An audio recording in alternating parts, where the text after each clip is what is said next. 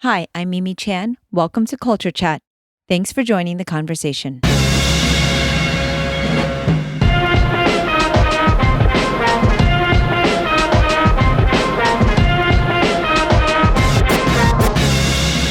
What does it take to be successful in martial arts or fitness?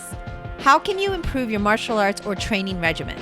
Oscar Agramonte and I sit down to discuss the philosophy and actions that have helped us in our Kung Fu and fitness journeys. Repetition is the mother of mastery. Consistency over time is the key to success. These are phrases we use to help remind us of how we can be more mindful in our practice. Progress takes patience, hard work, and perseverance. We hope our discussion prompts anyone who wants to improve in any aspect of their life by asking questions that bring about self-awareness. We learned a lot from this conversation and hope you will too. It would also mean so much if you would rate it and leave me feedback wherever you listen to your podcasts. If you would like to help keep this podcast going, you can support with a donation by becoming a patron of the show or visiting my website. You can donate as little as $1 per month. I would appreciate it. For comments or suggestions, email me at mimi@culturechatpodcast.com or reach out on social media at Sifu Mimi Chan. Now, on with the show. Hello, Oscar. Hello, Mimi. Oh, my favorite co-host and guest. Am I really though? Because I mean, you've had some pretty good guests. I have, but I think by default, you end up being my favorite of all time because you're GOAT, greatest of all time. I got it. That's great. That was for our audience. I know you got the reference. And so audience members, go ahead and ping us and let us know if you got a reference and where that's from. But you and I spoke earlier in the year, a few weeks ago, about a challenge that was issued to a lot of your clients, our students, in order to drop 2 sizes within 8 weeks. And that was a short-term goal. That was okay, we're going to go all in. Here's how we can do this safely. And I think one of the things that we've gotten feedback on is even with an 8-week challenge, people wanting to see results after like 2 days. Yes. And everyone wants results right away for everything. Right, exactly. So I thought it would be kind of an interesting conversation for us to see how that also rolls into what you and I do in our daily lives, which of course is teach Kung Fu, Tai Chi, and your fitness coaching, and the expectation of people in terms of results, improvement, and moving, like, I guess, in the right direction in their minds of what they think is going to happen when they sign up to do a program, and then the actual results and like that setting expectations. So I think it's important for people to realize, like, at Walam, we are a very traditional school. And so we kind of follow a tradition and culture guideline that sometimes doesn't align properly. And I was curious for you on the fitness side, is it the same? I mean, because you get to do both, right? Like how that kind of plays into what our society is facing even right now on a bigger scale with we're all waiting for the vaccine. Me in particular, I'm very anxious about it. Getting my family vaccinated. I hadn't noticed. Getting my family vaccinated was like a huge priority. I lose sleep over it. And then I get to talk to friends and family in other countries and realize how fortunate we are that we have such a supply and that things are moving along, not as fast as I would like, of course, but like it's that perspective, you know. So like on several different lenses here, from the minute to the larger, it's just such an interesting human nature, I think, for us and our expectations. Right. So the challenge for all of us is that we have a mindset, or we have this imagination of what we want a goal to be, but we don't have a realistic expectation of what it would take to get there. And that doesn't mean that it is always has to be extremely hard. That doesn't always have to be the case, but we don't all take the time to think, what exactly are the daily consistent steps that I need to do over time to achieve this goal. And I've heard you say many, many times to your clients, to students, that the key to success is consistency over time. But I think we can keep, or maybe you have some refinement of that. Yeah, no, I think the key to success is consistency over time. The challenge is, what is it that you are being consistent about?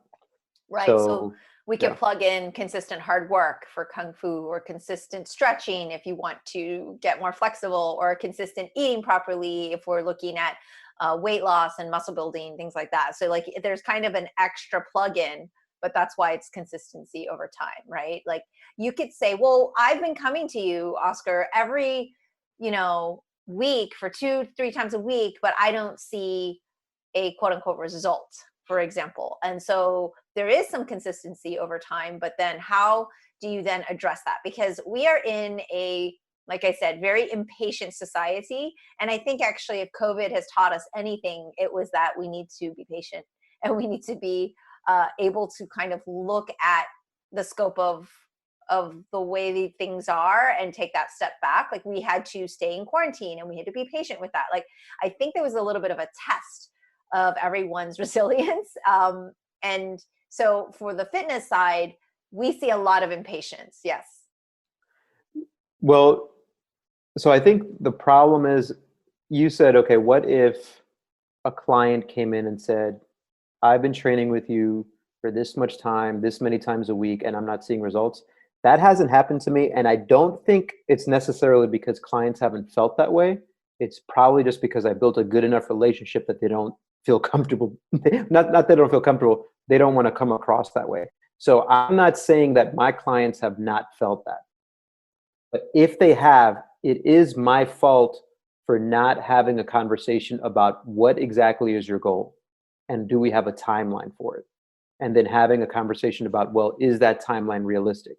And then having a deeper conversation of, well, now here's what, if that's when you want to do it by this time, then here's what you need to do every day, or 2 times a day, or every week, to over that period of time to get to that goal.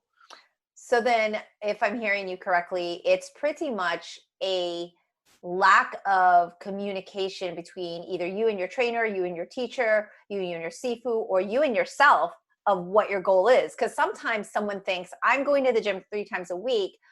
I think my goal is to lose 10 pounds, let's just say, right? But then I'm going there and I realize I don't want to change my eating. I just realize now my goal, what I thought was 10-pound loss, is now, you know what? I've just been feeling better. I have more energy. I'm sleeping better. Like those things are adjusted. So the biggest thing is setting a clear objective or goal, or setting, like having clarity in what you want out of your health or fitness or Kung Fu or Tai Chi regimen. Like really being able to tap into what we like to call self-awareness. And I think that's a much harder thing to grasp, because it's easy to put like a little like, oh, here's a goal I want. But that actually may not be their goal. For example, you've said many times when clients start with you, they always tell you their goals. And then in a few weeks, you realize that's not really their goal. And they don't even realize it.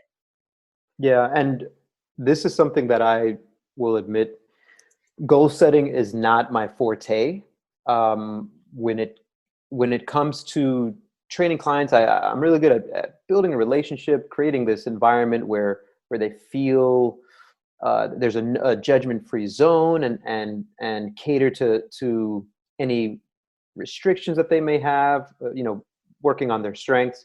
But I don't always do the best job of goal setting, which I think probably would save some frustration on both ends, as the coach and as a student, or as a teacher and the student. So sometimes maybe not asking, hey, well, what's your goal? That could be maybe too vague. It could be even something as, hey, what is it that you want to accomplish, right? Because fitness can be a challenge. So why is this? What is it that you want to accomplish, and also why is it important to you? And then maybe digging deeper. So I think having the clarity and approaching your student or your client as with an inquiring mind, where you start asking a lot of questions first, as opposed to saying, here's what we're going to do because 1, my programming is awesome, or 2, hey, Kung Fu is so great, or Tai Chi is so great. And this kind of gets into sort of not just the conversation with your student, but almost like the sales part of like, hey, this is why you want to come and train with us, because we actually care about finding out exactly what it is that you want to accomplish. And if we can't help you with that, then we can honestly say, well, maybe this is another avenue for you. Like, we want you to be able to find your home for fitness or martial arts. Yeah. Right. And so from the fitness side, I think there's a little bit more clarity than on the martial arts side. From my experience and objective point of view, it's just, I mean, just from my perspective, my perception of what I've seen, right? And so I think it's easier to say, oh, I want to be able to deadlift this amount, or I want to be able to do 5 pull-ups, or, oh, I think that's simpler because the Chinese martial art journey is not as linear in a sense. Like, it can be if it's, I want to get a split, or I want to learn the sword, or I want to, be able to kick this high. I think, but that is such a surface level goal for a martial artist. And I think that's what I struggle with in being able to relay to modern day. And I say modern day, I mean people who are living in the US here now with us, and the last 20, 30 years even, right? Like modern day thought of that expectation of, I'm signing up at a Kung Fu school, I'm going to look like Jet Li and Jackie Chan in a few weeks, or I'm going to be able to do these cool things. And it's just such a long journey, Well, so I think on both sides, it could be a long journey. And by both sides, I mean something like training in a traditional martial arts like Kung Fu and just trying to get in shape. The initial questions are usually just surface questions, right? If you want someone to be successful at something, you have to dig a little bit deeper. And I think once you find that out, then you can say, all right, now this person has the reason and the motivation to do this for the long term, whatever it is, whether it's fitness or martial arts. And I think for the reasons, as if you were to ask someone, hey, what is it that you want to accomplish? Well, why is that important to you? And then follow that, why is that important to you, with maybe 4 other whys. Well, why is that? And why is that? I think that at the end of that, on no matter what someone's movement, fitness, martial arts journey is, then the answers get more and more narrow. Like, I think almost everybody wants the same thing: to live a healthier life, to feel, a sense of accomplishment, the opportunity to defend myself if I needed to feel strong, to help my family. Like, I think at the base, all of our needs are sort of similar, even though at the surface, when you approach whatever it is that you're trying to do, it may seem superficial, but that's our job if we consider ourselves an actual teacher of a martial art, of a style of fitness, of health, is not just thinking about, oh, this person wants to do 5 pull-ups, or this person wants to look like Jet Li. There's probably something more to it. And I don't know. I think what I do agree with is that the student who comes in for traditional Chinese martial arts will have a harder time maybe specifically identifying why it is that they chose it. Because we do get some people who are like, well, I just felt the energy here. And for us to try to like define what that means could be a little bit more challenging. Yeah. So you're kind of talking to, in my mind right now, like as an audience member, like if you were a coach, or if you were I think we credit the book, Start With Why, Simon Sinek, like making sure that we as coaches, as teachers, are asking these questions, but as a student, they should also be asking themselves these questions, correct? Yeah, absolutely. But that is kind of why they come to see the teacher seeks the student, is because sometimes they may not even know to ask the question. And then second, they may not even know what questions to ask. So yes, we all are on kind of similar journeys, right? We're all also students, but I guess what I'm saying is we can help facilitate that and move them along by just asking the right questions and listening. Right. Of course. What I meant though was, for our audience members, most of them are clients or people who are students and wanting to learn, right? And Correct. so for them, helping them with the journey of, I don't understand why I haven't progressed, or I don't understand why it takes so long to get to stick in Walam. Like, I can't believe I can't touch a weapon for almost a year, or maybe, it depends. People come in and they ask, well, when do I get to learn the sword? I'm like, ooh, definitely over a year. And that seems like a It really could be long way years. off. It could be years. And that seems very intangible. And on one hand, I don't want to lie to them, be like, oh yeah, it's coming, because I want to set the expectation. But on the other hand, I'm trying to put myself in their shoes of, wow, I mean, that's kind of one of my goals. And like, it just doesn't seem like I'll get there with this path. Right. And so, especially when you have a lot of art forms and schools and YouTube universities out there where they think they can just get what they want from it.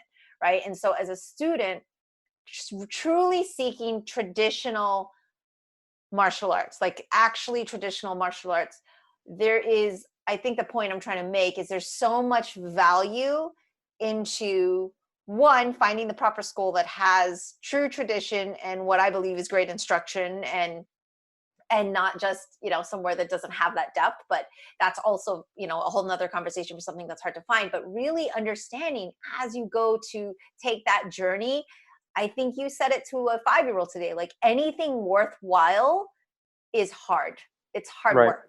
Right. And so I would say Kung Fu is one of the hardest things to do well. Right. Like, we can all start I it. definitely agree with that. We can all start it and do it. But in order to really do it well, one would ask, well, I don't understand why I'm still on my horse stances. Yeah. And So I already remember it, or I know it. And like, getting that concept of helping students and clients understand that just because you remember something doesn't mean you know it. yeah, so I think now that then, if you're approaching it as the student and you're thinking, well, why have I not moved on, or why am I still here? Is they're not clear on what mastery means, right? Like, the purpose of training in something like martial arts should be to try to master yourself, and so that maybe requires a definition of, like, well, what is mastery? And one definition could be, hey, mastery is just your ability to perform the process, like to actually do the things that you need to do consistently. Um, if someone is not, if someone doesn't have the ability to commit to doing something consistently over time, then I don't know. I think part of our job is to make them realize, okay, you've been coming here training for 5 years and you come twice a week. What are you doing outside of those 2 hours out of the week? Because there's like 170, 100 something hours in a week. So you're spending 2 of those hours practicing. And your expectation is that those 2 hours are enough to continuously have you progress. Yes, you will improve, but maybe it's not meeting with what your expectation of how much time it is. Like, it's the same as when clients of mine are tracking their nutrition journal. They think they're eating a lot less calories than they actually are until they start tracking it. Or if I were to ask them, hey, well, how would you rate your nutrition? And there's no judgment, and they say, well, I think it's pretty high. I'm like at a 7 or 8. I'm like, awesome. Well, just send me your nutrition journal. And then they start writing everything down. And then I talked to them about it. I was like, well, here's what this does. They're like, okay. I've had someone just this week go from rating themselves as a 7 in their nutrition on a scale of 1 to 10 to then sending me their journal and me just talking to them about the journal and them saying, well, you know what? I think it's a 2 now. Now, maybe I didn't do as good of a job as a coach to, like, motivate them. But at the same time, I was trying to be realistic. And I think in the flip side of that, for the martial arts part, you could have that conversation with the student, or the student can think for themselves, like, oh, I only practice 2 hours a week. The other 150 plus hours, I'm sitting, sleeping, eating, watching TV, on my computer, not thinking about my martial arts practice. Yeah, So I think painting that picture is super, super clear, brings a lot of clarity, because I think that there is that misconception, just because I'm showing up to class, that's enough. And it could be enough as long as you're mhm, setting your expectation of what you want to get out of it. I think right. parents for, Kung Fu students as well, usually have a bit of a struggle with that. Like, why hasn't my child gotten to the next test, or why haven't they learned more, or why didn't they get the stick yet, or why are some of them on the performance track and others are not. And I don't think there's enough of the asking themselves the why. Like, well, Right. why is that? Have I been putting these extra time and efforts, and what does that really mean? So I love that we're having this conversation, because I feel like it's really valuable. We have a lot of WALA members and students who listen to this, a lot of traditional martial artists, a lot of people who are into health and fitness. And I feel like it's a little bit of a tough love conversation of, check yourself, basically. It's Right. basically, and it's something that you and I constantly do for ourselves, right? It's this constant check and balance of, okay, am I putting in the time? Like, it's so easy to go, oh, my joints are achy. It's because I'm over 40 now. No, Right. it's because we don't prioritize doing our joint mobility in the morning, in the evening, maybe throughout the day, and then making sure that we are doing all the checks and balances that's necessary. Now, that's not always realistic. Like, we get it. Like, everybody has to work. They have their families. They have other things. But I think it's that where you and I like to go down this rabbit hole of extreme ownership, by the book by Jocko Willink and Leif Leif, Babin. yeah. And so it's I don't know Cool why name it's is both of them, by I the way. know, they're like they're very cool names. Like superhero names. Yeah, they're like superhero names. So, and we love that because it really makes you question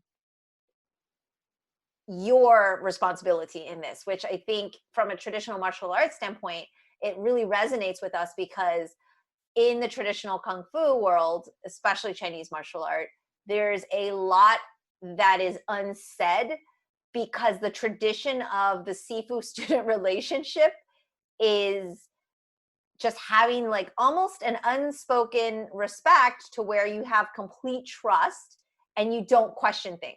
Whereas in this modern day, it's like question, question, question. No, ask, ask, ask, right? And so we have made adjustments in our tradition while still being able to keep what I believe is the core of and important parts of our traditional martial art. Like, we're not mad if a student asks a question.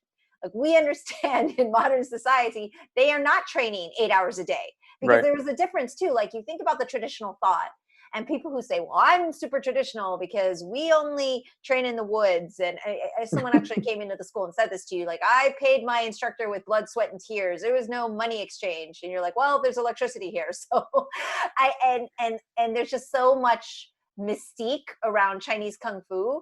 And I really do believe that you and I follow what we believe is Grandmaster Chan's vision of keeping the core of what we believe is traditional, which is the art form, which is the integrity of it, and which is the passing down of the knowledge in its purest form possible. But by being able to then modernize our approach to how we give that information and communicate that information with science, and saying, hey, you can use these exercises to supplement, because we found that not everyone can jump into a butterfly horse stance, which is this very, very difficult stance that Master Chen was jumping around in. And we've been able to kind of make adjustments while keeping the integrity, which is super challenging. Yeah, definitely. And so I guess you think about, so we're talking about, well, how do you get good at something or approach something as if you're trying to master it and master it yourself and all that? What is the mother of mastery? There's that saying that's like, repetition is the mother of mastery. So you can always, if you have that thought, that mindset of extreme ownership of, well, I'm the one who's deciding to do what I want to do, right? And I allocate the time, I prioritize my time doing these things, then you shouldn't really be upset when you haven't met whatever goal that you set for yourself. Your question should be, all right, well, repetition is the mother of mastery. Have I put the reps in that I needed to put in? And I can tell you for myself, I don't do it. It's funny because I talk a lot about mobility and stretching. And I know I do practice a specific way to train my joint health. I consider it more like strength training for the joints, but I really am interested in being able to move a certain way for Kung Fu, but I don't always necessarily put in the time towards that type of training, right? I still prioritize, well, I still want to lift a heavy kettlebell, or I still want to do these other things. So I'm okay with where I'm at in my life because I know that the decisions after I turned, I don't know, 12 years old, 10 years old, they're all have been mine. Like no one has really forced me to do anything. I've been the one who decided to do the things that I did. So at 42 years old, almost, yes, there are things that I, as a martial artist, and would have liked to been able to do, and a place where I would have liked to have been. But I also realized, thanks to books like Extreme Ownership, that the only reason that I'm not there, 99.9% of that, is because of all the choices that I made and how I prioritize my time. And that is also because we are teachers and coaches, right? I think it takes a little bit of time for students to understand that. And the faster that they understand that, the less frustrated they'll be with their training. Yeah. So let's They will realize, recommend. Yeah, at this point, I think we should recommend a couple books. So one is, we've quoted a lot in this conversation thus far from Grandmaster Chan's Wallum history book, which is the goal of being a martial artist is mastery of yourself. And it's like repetitive, but it's such a great book for traditional martial artists. And that is available on audiobook or ebook on Amazon. So those interested, that's there. And obviously you and I talk a lot about extreme ownership. You don't have to be a coach or a teacher. I think it's helpful, actually. It's from a leadership standpoint, but if you take it as I'm a leader of myself, then I think you can learn a lot. And then also, well, the other thing with extreme ownership, just a quick synopsis, is ultimately you are in control of it. All falls down to you. But regardless of where you are up and down the chain of command, you can lead. You can have extreme ownership down the chain so that you as a leader can lead people. But also if you are reporting to someone, teachers, your Sifu, you can lead up by your example. So that super simple concept was eye-opening. I don't know, what is it, 4 or 5 years ago for us. Yeah.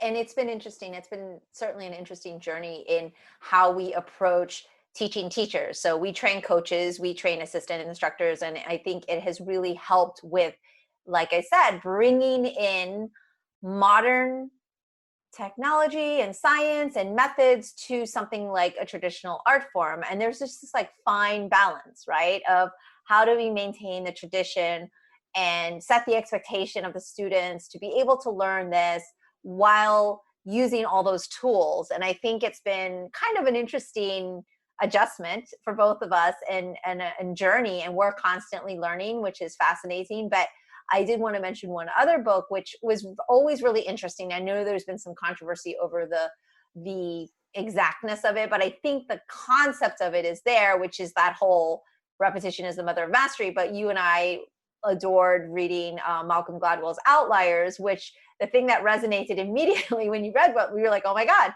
this says 10,000 hours is a mastery thing, right? And in Wallum Kung Fu in particular, we consider one of the hardest weapons the double-edged sword. And in our book from 1960s and on, 70, it was like, oh, the game, the double-edged sword takes 10,000 days to master, right? And so it's just kind of interesting that number keeps coming up, but I don't think it's so much about the specificity of the number. It's more like, yeah, in order to be a master of this, you need to do it a lot.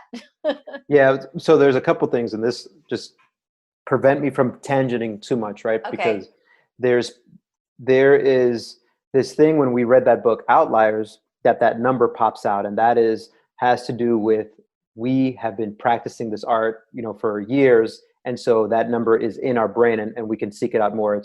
It's that fancy term, which is the RAS, the reticular activating system, right? It's like when you buy a car and then all of a sudden you see that car all the time. Right. It's the same concept that we know, okay, it takes 10,000 hours to master the double-edged sword. All right, I'm really far away. And then you read this book that's super interesting and you think, oh, it takes 10,000 hours and to be a master at this, whatever it is that you're doing. And so that resonated because we were kind of searching for that number. And the one thing that there's not really that much controversy, really, I don't think there is with the the creator of that 10,000 hour rule, and Malcolm Gladwell, who with his brilliant storytelling made it very popular. But the main thing is to realize that it's 10,000 purposeful, mindful hours of practice. Right. Is the purposeful intent practice, not just spending 10,000 hours doing something. It's, if you go back to even me, let's say that I put in 10,000 hours of Kung Fu. I would say maybe 1,000 of that has been with real true intent, right? The other 9,000 has been just, I don't know what the hell I've been doing, right? And so this is why I still have a long way to go for mastery. So I think that's part of that controversy, or not controversy, just clarifying what that is. But I think those 3 books, if you're a martial arts student or a human being, right, are really good. Anyone who wants to learn. Yeah. And here's the other part that I was going to say is that I won't call this person out by name, but we had read books like Extreme Ownership, and the challenge with books like that, and even with books like your father's book, self-help or things that have philosophy, is that that's obvious. It's obvious, and when you read it, you can quickly bypass it and say, well, I already know this. This is stuff that I've already read. And so many people do that. And then in the same instant, like within the next 5 seconds, are not doing the things that they said, well, I didn't really need to read this because I know it already. And so, well, maybe you need to read it again. Maybe if you don't, maybe you've read it, but you don't really know it. You haven't mastered it. And so it goes back down to the reps. Yeah. Maybe you need to read it like 10 times. I love that also, because it's not just that, but it's kind of like in martial arts and Kung Fu, and even Tai Chi, we always say every movement should be with intent, with purpose. Correct. And like you just said, the 10,000 hours is intentional hours, purposeful. Like it's not just, oh yeah, I did my scales once and then I fiddled around on my instrument, right? Like you really have to put in actual practice. And so I love that the plug-in of that intentional or purposeful. And so with Kung Fu or Tai Chi, especially, you have, I'm moving with that intent. And then that next piece, which ties in the Extreme Ownership, is, am I acting with intent, right? So it's kind of like, Correct. yes, I'm moving, I'm doing the physical part, but then it's like, oh, I read this, I know it, but am I doing the action? Am I implementing it? So in the same way you would need to purposely move with your punch or your kick or your stance, you take information of concepts that we understand and know, and then say to yourself, like, truly ask the whys and the whats and the ifs. Am I actually doing these actions? Am I putting them into proper use and play? Am I actually doing it? Like, I know that one should be kind before they're right. Yeah, but I just learned that maybe 2 years ago. Right. But I'm not saying that I do that all the time. Okay, so yeah, so right? Like, intuitively we know. Read something, and that's the point of people who maybe read Extreme Ownership or any other book that's kind of a self-help or a goal setting, or here's how you could stay organized. Well, obviously, if you make a checklist, that will be helpful. And you're like, oh, I already know that. But then do you do it? And then do you follow through? And then have you refined that process for yourself to where you know how you're maximizing your time, your efficiency? Have you then continued to refine those lists and then make templates and then take them and say, wait, is there a better way? Like that little thing I just went through right now is, oh yeah, I know about checklists. So I already know that, but it's like, are you implementing it? Those are two separate things. Yeah, so then this makes me think of, regardless of what your role is, teacher, student, right? It is very likely that whenever you're doing something right and correct, no one notices. But you want everyone to notice, because that's our ego. Like, oh, I just did that right. And anyone see that? But yet, when you think that when you're not doing the things that you're supposed to do, and you're like, well, that's okay, everyone notices. Yeah. Like, like I feel that I don't want to call myself a failure, but I feel like that is a huge opportunity for me for growth, because I am so quick. I taught this class today and I was so quick to run and tell you, like, oh man, this kid came up to me and said, hey, that was a great class, right? I was so proud. No one really noticed it but me, because the kid came up to me, right? The student, he came up to me and told me. And he was 7 years old, right? Yeah, So he's like, it was really cool because he's like, let's right. let's actually share this story because it's completely But, adorable. Oscar, but you've been a teacher at the Waldorf Temple for a long time, but like, and I don't want you to lose your train of thought or interrupt, but I think this is really fun.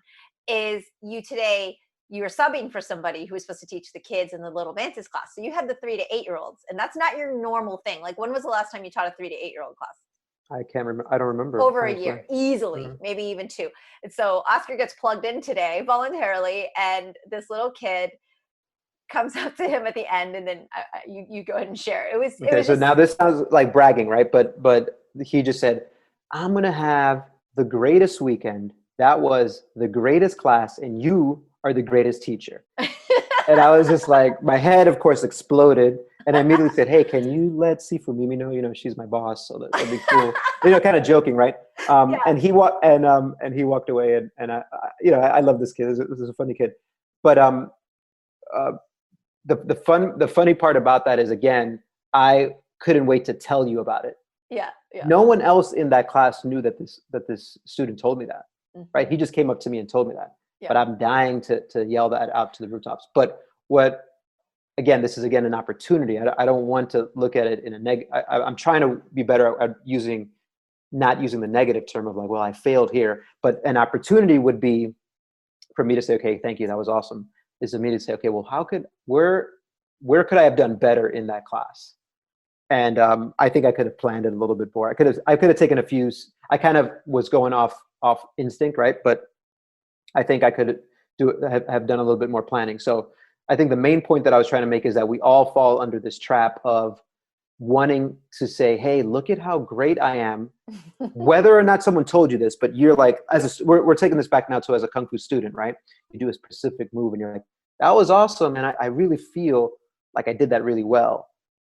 And yet there are times where, let's take something like our basics for kung fu, and we're just doing a horse stance, and I'm like, I'm not really pushing that much. I guarantee you that more people notice me not pushing myself hard than they notice me pushing really hard.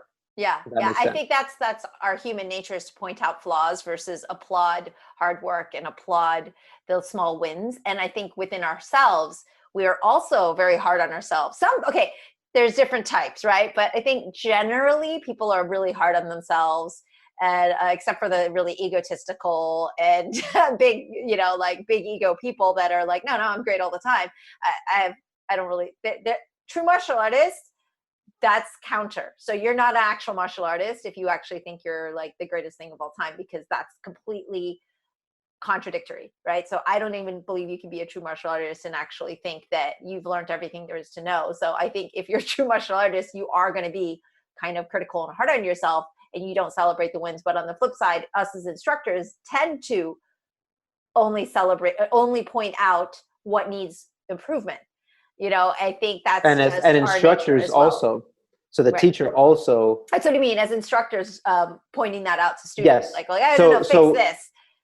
So I do have this opportunity to coach a lot of class hours. So let's say as a kung fu school, there's 8 possible kung fu classes there, and we have 3 tai chi classes a week, and and we have some kids classes. There's probably close to 20 martial arts classes going on a week, right? And no one instructor teaches all of those. I do have the opportunity of putting in close to 20 coaching hours, training clients. And so I do have a benefit there to then when I am teaching kung fu, I use those same kind of mythology or mentality of, okay, let me just compliment them first. Hey, then here's what we need to work on, and then compliment them again. So Mike will kind of call that the shit sandwich. Like we love the great Mike Boyle. Yeah, so kind of like compliment. Here's how you can improve. Compliment, right? And so I think that's something that I don't do it all the time, right? But I could do better, because it's so easy to say, all right, hey, what you didn't do right was this here. And we're also pressed for time. Like, to be fair to our coaches and stuff, we're like, no, we need to fix the things that are wrong and like get through it. We only have this amount of minutes in class. I mean, it's not an intentional like trying to put people down, right? As instructors. And then as students, it's like, you have to remember also, like, there will be a time, and in traditional martial arts, there's not a lot of praise. Like I can't Yeah, even we have count to be the okay number with of it not being, times yeah. my father has said to me, "Oh wow, your kung fu looks really good today." I mean, Right. maybe on one hand, and I'm 43 now, and I've done it my whole life, and so yeah, it's traditionally you're not really going to get that. And Well, that was one. yeah, your father hasn't ever complimented me in martial arts. I think I've told you he's complimented me on two things. One is showing up early to teach my classes, and two, on shaving my head because he Yeah, saw he me shave watched my you head. shave your head and thought it was Those are the two amazing. main compliments that I've had over the past 20 plus years. So, yeah. And I think that's another expectation setter. And kind of in a second, I want to go into that cultural aspect because that's we're not just talking something tradition. We're talking about a Chinese tradition. So there's this cultural intersection. But before I go to that, I wanted to mention another opportunity to bring up a book that did help us with this, which is of course Growth Mindset, which is your instead of me Yeah. using failure, I'm using opportunity. Instead of saying, oh, you're really smart, you would rather say, oh, you're hardworking, and compliment hard work or compliment a narrative that encourages one to be better versus think they're talented or the chosen one. Yeah, so my cousin who's in education said there's a great addition to growth mindset powered by yet, by the word yet. Mhm. And we started using that a lot, which was instead of saying, first of all, if someone in the past was like, okay, I'm not good at push-ups, and we'd be like, yeah, just keep working at it, right? That's part growth mindset. Hey, if you work on it, then you will get better at it. But it's also then trying to get the person who said, I'm not good at push-ups, to add yet to it, Mhm. because that powers the growth mindset. Yeah. So that is a great book. And then I think just to bookend and to tie in the whole mindful practice thing, and this is to encourage Wallum students to read their student handbook, is you did a class months ago, it seems like now, I can't remember the exact date, where you took your instructors, your demos class, which are basically all the instructors, and said, all right, we're going to go through our basic stances as a drill. And here's how I want you to transition into these stances. And that focus increased the intensity of just doing those stances where I thought, okay, you know what? I usually try pretty hard. I would say I'm at like a 6 or 7. But then like your client's nutritional journal. Yeah, but then the focus was like, nope, you know what? Now that I realize it, now I really was probably at a 3. And there's this Wallum Kung Fu students, page 29 in your student handbook, the external and internal poem, hand, eyes, body, technique, footwork, energy, spirit, respiratory strength, force, power of attainment, all of those things going into each move, into every single move. And so if I were to define mastery being repetitive practice and that practice being intentional, I would need to put all of those things into each technique. So now I rescind my initial thing of saying, all right, out of 10,000 training hours, maybe I had 1,000 of intent. I probably have closer to 45 minutes to an hour of intentional practice. Students now are like, that's it, I quit, I give up, this is impossible. I mean, but that's the thing, that's the point. We want you to understand the culture of it and what really is also going into that tradition. And every single move has so much intention. It's not just one element, there's several elements. And so to kind of piggyback off of that, moving into the culture part, but it's like some people get frustrated with that. Whereas well, I think you get frustrated, but at the same time, you have yelled out so many times because you're like a hungry hippo for knowledge. And sometimes you just yell, there's so much to learn. And you want only to retire and become a full-time student of knowledge. You want to do this with strength training and stretching and mobility and this science. I mean, if you could just read and ingest food all day of knowledge, I think you would. Like, that's your nature. I would actually pay someone to be my curator of my education, so that I don't. So that in I all can your really favorite focus. subjects, like you would In get all my to favorite basically subjects. pick all your favorite things. Right, like let's say I had the money, that money, I had Bezos money. Well, 99% of it I would give away because who the hell needs that much money? Right, but right. The other 1%, I would use it for having someone who curates all of the stuff that I'm interested in addition to coaches who would hold me accountable to doing it. Okay, so And I would I just mean, want, this is I just would just my, want to be learned. this is for my fun. So if you had to pick like 4 subjects, let's just say, how would you put those? What would your little buckets be for that? Yeah. So Who would be your guru coach? yeah. So I would probably want. And you can have a staff, right? Like if you say, for Yeah. example, strength training, right? Yeah. So I would want the opportunity to move those around, right? Because you know, as you go through it, you'd be like, okay, the importance has shifted. But my first thing would be some kind of movement / strength / martial art, like that practice. Because I don't know, that I'm super fascinated with is like genetically I don't have this huge potential to do stuff, but I know that the body is so adaptable that if given the time and the correct force inputs, that the stuff that I would be able to do would exceed my expectations.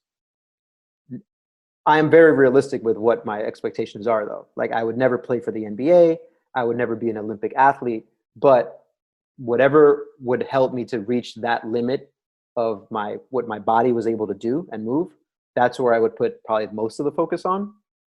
And then obviously I'm just fascinated with history, so I probably would have some kind of history professor. And then Dan Carlin. Yeah, maybe Dan Carlin. I'm ready for my daily lesson. Yeah. And then I don't know. And then well, that first one takes so much. Yeah, that I first think. one's like 3 things, really. Yeah, it'd be like strength, mobility, martial. I mean, to be yeah. fair, you kind of are living your dream right now already. Yeah, no, Let's face true. it, That's like true. you have like you've trained with Mike Boyle and Brett Jones and like some of your favorite strength coaches. Yeah, and that no, also hits up mobility, and so it's like yeah, kind of and like I do related. kung fu at Walam Temple. Exactly. It's awesome. I think you have a great sifu.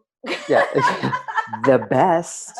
The best. And I think that would be, and then I guess this is just trying to, there has to be some way then to tie all those things, the movement and the maybe student of history type of thing, to then say, okay, now how can I truly then make this so that it benefits other people, right? Like I have to have some You got part to of give that back. as You well. can't just take, learn, Yeah, learn. yeah. 90% take and 10% give back. I think that would be good. Something like that. Anyway. Yeah. Okay, so to tie it all in, or to kind of bookend this, I kind of wanted to wrap up with the setting the expectation and understanding that there's a cultural aspect to this, right? So it's not just taking, even though, for example, kettlebells is a Russian, correct? Originated, it's still like culturally speaking, there's not, other than maybe terminology, it's not as deep rooted as something like Chinese martial arts. Like it is there's such very, very specific etiquette, expectations and understanding of the Chinese culture in order to properly be a traditional Chinese, kung fu practitioner. And you coming from the outside in, maybe can share that learning curve, right? Because you did have martial arts experience prior to training with us at Walam. You came in from a different angle. We were already together once you started to train, but like you came in kind of seeing it as an outsider and now being someone who's entrenched in it. Like I'd love for you to share to someone who is looking to maybe learn and understand it, or someone who struggles with that cultural barrier, or maybe anybody that you think could benefit from like understanding what that learning curve is like and what you've learned from it, and what you continue to learn, of course, but like what that was like for you. Okay, so I'll try to explain what it was like for me, and then you let me know if that is the answer you're looking for. If I think back to it, and it's sort of like you and I were already together, and then I started with doing Tai Chi because your mother, who's the Tai Chi master, she really is. I kind of complimented her on that today. I was like, wow, man, your basics are so good. Anyway, so your mother, who's the Tai Chi instructor at Walam, said, hey, why don't you start taking classes? And I started doing that. And then your father was like, hey, you have to learn everything. once he figured, well, I guess Mimi's serious with this guy. So And you started to work at the school. and I was working at the school. I was the Spanish ambassador. Hey, that's okay. That's compliment number 3. Your dad does compliment me for speaking Spanish. Okay, so we have that set. Thank you to Oscar's parents. Thanks, Mom. Thanks, Dad, for just being never Dominican. speaking to us in English. So I'm thrust into the Wallam/Chan family, and I think something that's important for a student to understand. I think they instinctively know this, but is when you look at your family, they have to know how much this is part of their lives. It's not a job necessarily. Like we all, I had a job as I was a sales rep, right? Pharmaceutical sales rep. That wasn't my life, didn't define me. The Chan family with Wallam, that defines them as well, right? It's who they are. So for me coming in, I would see something, and this shortened my learning curve exponentially compared to a student, is that I would take the class as a student, and then we would go home and have dinner, and we'd have dinner like with your parents. And because this is all part of your life, you would have conversations about the class and about students and about what the culture, all this is meaning right after I just took the class. So it connected a lot of dots for me looking at it from that perspective. I don't think if for that learning curve wouldn't have been the way that it is, because even then it still was a big learning curve. Like you still have to learn, oh, here's what the etiquette is.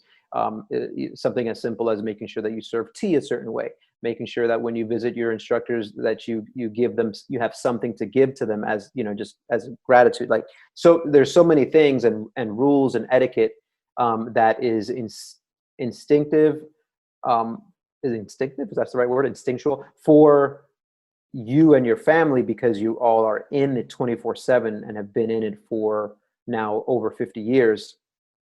That for me being kind of thrown into it, there were a lot of times where I just was like, oh, okay, I see why that is. Oh, and then then going back into class and understanding why as an instructor, your mom would answer a question a certain way, or then you're teaching Kung Fu why you taught this certain thing, or why something frustrated you as an instructor, as the teacher, as the Sifu, why certain things and actions of the students hurt you as an instructor because you care so much about this style and about this art. Because it's not just learning how to block and punch and kick, or learning a set of forms. It's like, this is equals life. It's just what it is. The instrument or the tool or the device that you guys have chosen to travel, to take, to get to what you think is the best possible life for yourself, right? So it matters so much that me being there and kind of seeing it from both of those angles, it did cut my learning curve quite significantly.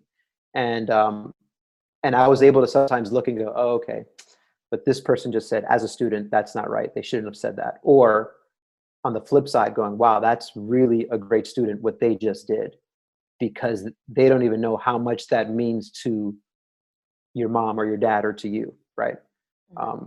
There's just a lot to it. Yeah. And so obviously you have a really unique experience, but since you've been teaching now and you've been in this life for over 20 years, what would you say is the most challenging concept or etiquette or cultural barrier? What do you think is the hardest thing for like an American walking into a traditional Chinese Wallam Kung Fu school? Because we're not just in Orlando, we're everywhere, right? Like, what do you think is the hardest thing for people to grasp?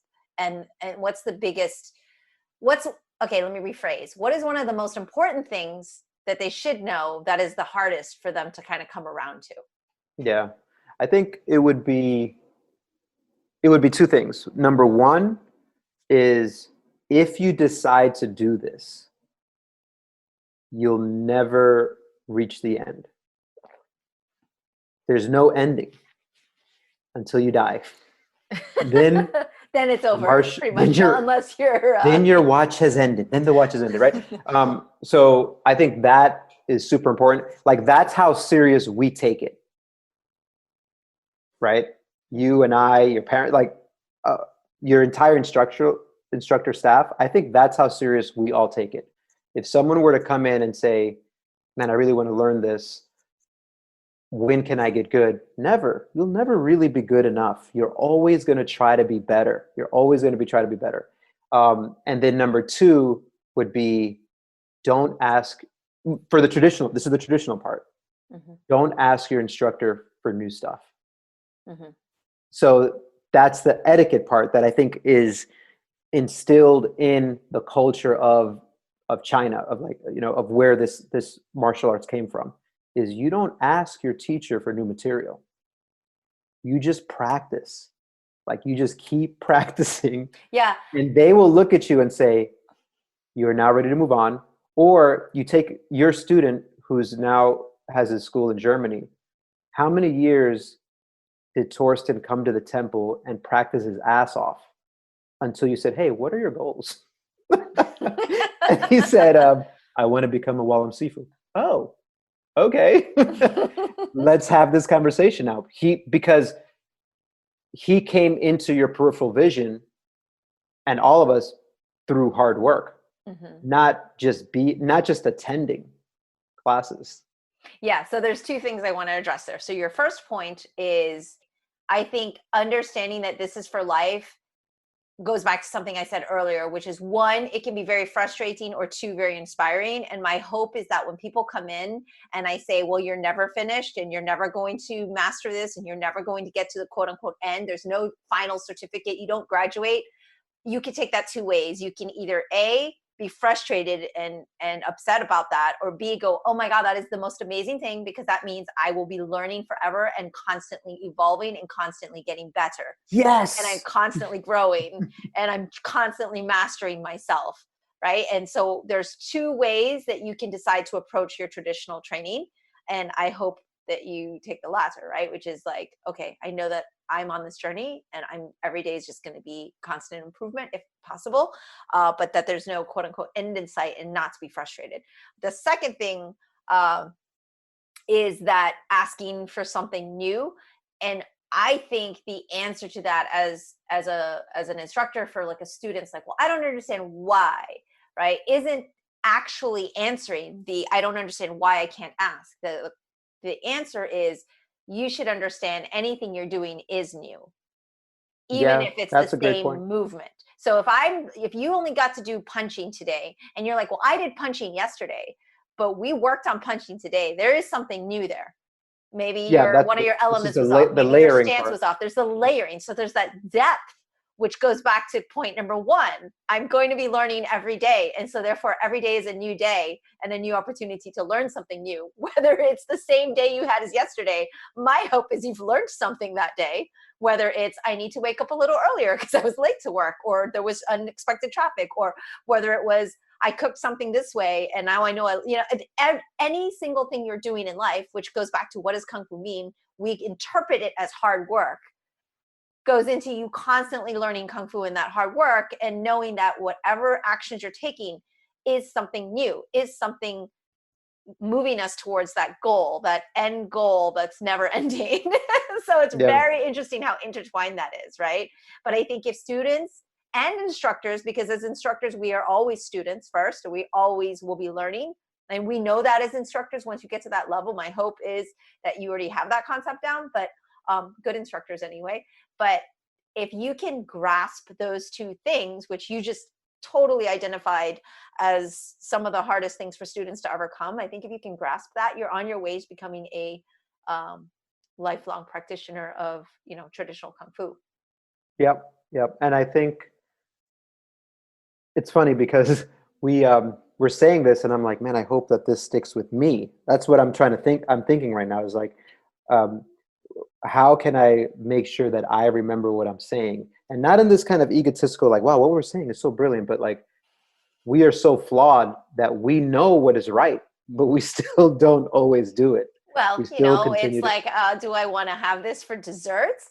even though I know that my, blood sugar is up, or that wasn't on my plan for the week. We know what's quote unquote the right things are sometimes, or the things that move us towards or away from our goals. Maybe it's the thing that you like to use, right? Or do I know that I should get 8 hours of sleep? Or do I know, of course we all know. It's just like reading some of these books. We know, but are we doing it with purpose, and are we putting the actions into, are we doing the actual actions, right? Are we putting Yeah. it, our intent So behind it? So yes. So it's funny. I had this thought and I was like, it's like slipping from me, but it's this other, while you were explaining like how, or I guess reinforcing what we talked about of how important this is to us and how valuable we not only, it's not just that we think it, we know how valuable it is.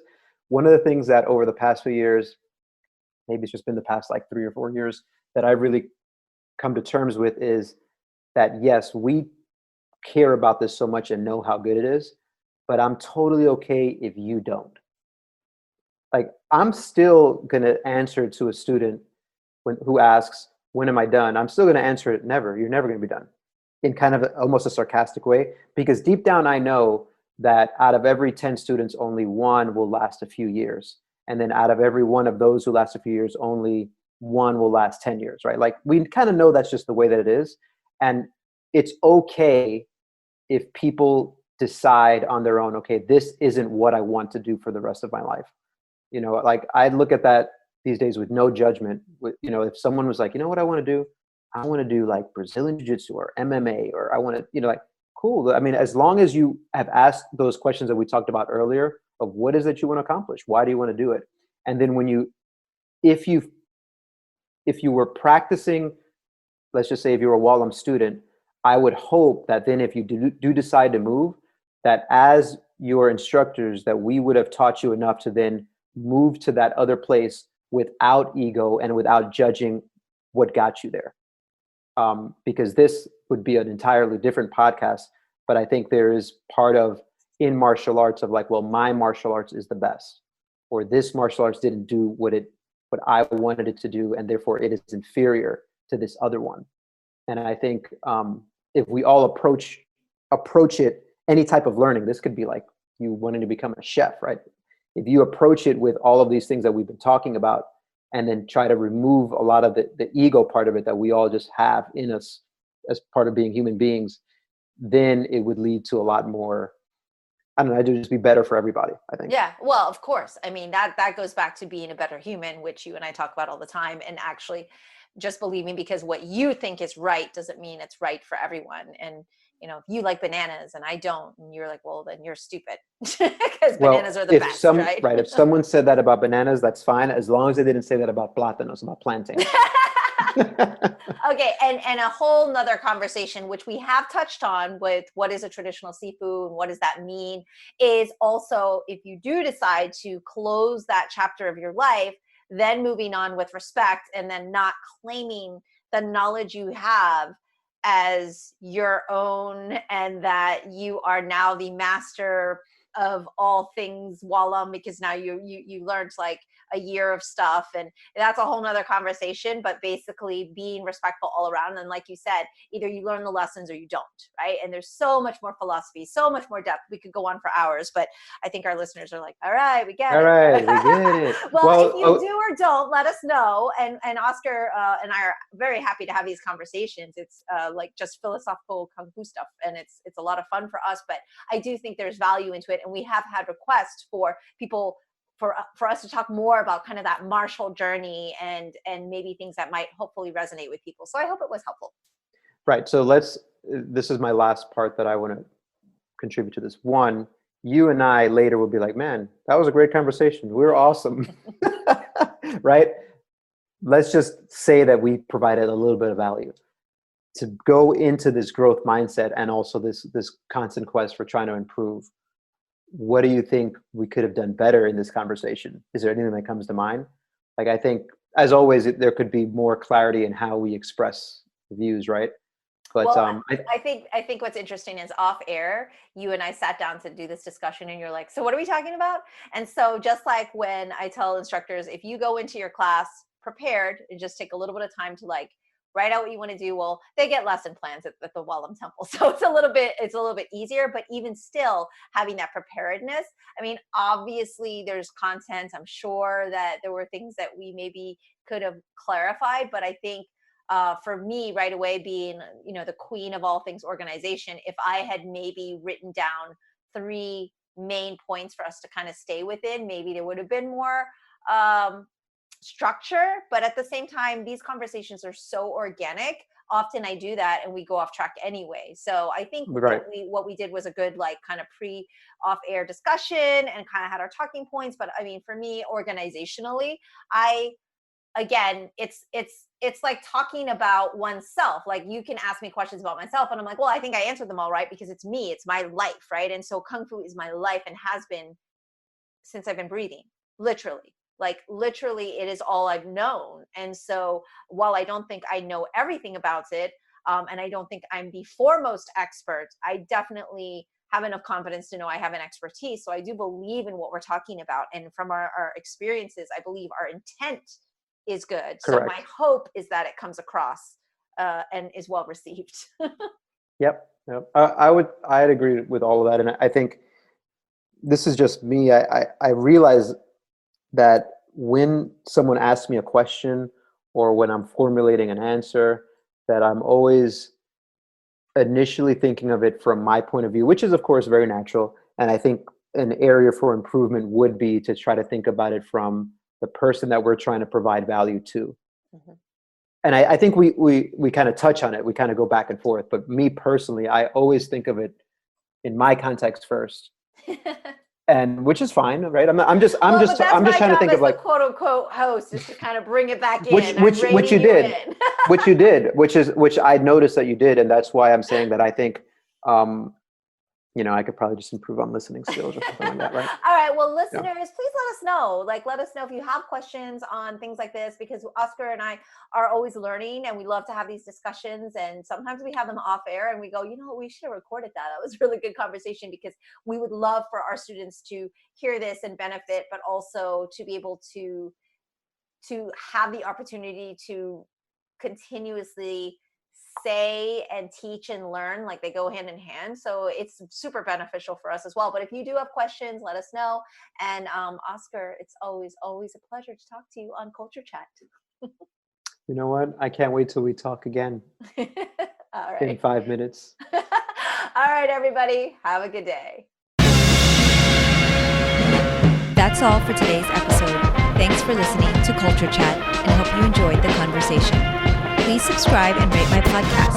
Feel free to leave me suggestions or send an email to mimi@culturechatpodcast.com, or follow me on social media at Sifu Mimi Chan on Twitter, Instagram, or Facebook.